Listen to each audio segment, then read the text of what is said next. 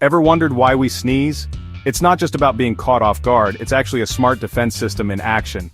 When something irritates your nose, like dust, pollen, or even a strong smell, tiny sensors in your nostrils get triggered.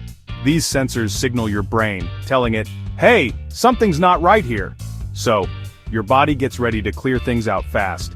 Your diaphragm, chest muscles, and even your vocal cords work together to launch a powerful burst of air, pushing out anything harmful. That's your sneeze, a super fast cleanup crew protecting your lungs and body.